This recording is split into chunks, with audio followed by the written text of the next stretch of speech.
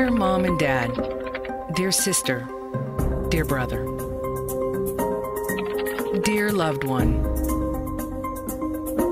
I know that you believe in God, and I do not. You fear that hell awaits the non-believer, but I will not.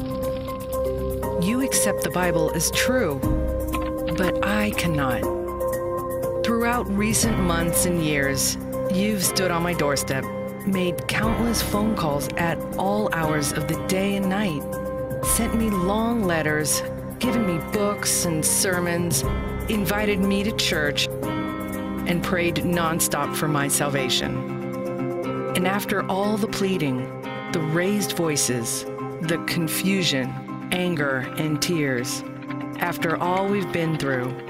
I know how frustrating it must be that I still do not see things your way. Please know that I'm equally frustrated because you demand boundaries of respect for your own worldview while continuing to intrude and interfere uninvited into mine. This brings us to a critical moment where I must say some difficult things and draw a very clear line in the sand. If you continue to misrepresent the theory of evolution by using the word theory in an intellectually dishonest way, we have nothing more to talk about. If you dismiss the evidence of evolution by natural selection observable in our world and in our own DNA, and you instead believe that our true origins involve a lonely, floating being in outer space and a naked man and woman in a sacred garden with an enchanted tree and a talking snake, we have nothing more to talk about. If you believe it makes sense that God would send a moral, trustworthy, honest, loving, hardworking, charitable non-believer to eternal torture in hell, yet would allow a serial killer to enter heaven after a deathbed conversion, we have nothing more to talk about. If you believe human beings could live to be almost 1,000 years old in the Bronze Age, we have nothing more to talk about.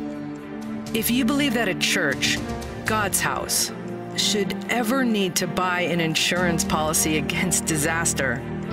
we have nothing more to talk about.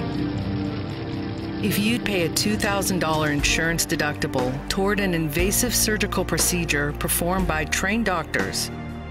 recover over a period of weeks with prescription medications invented by scientists,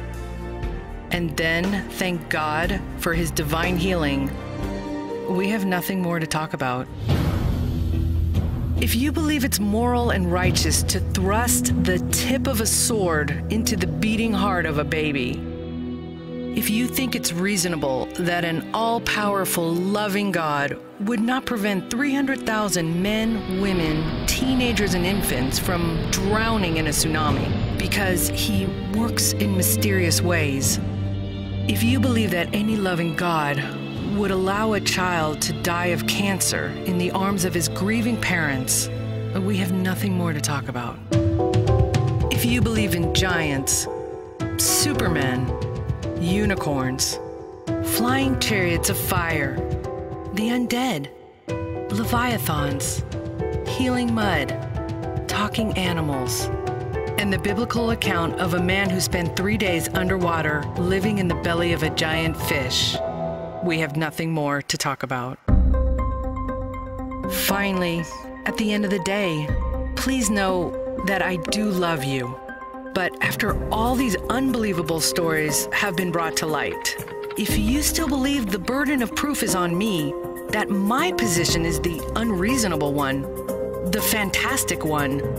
the laughable one, and if you cannot and will not treat me, my private life, my choices, my personal boundaries, and my worldview with the respect I've so often asked for, we have nothing more to talk about.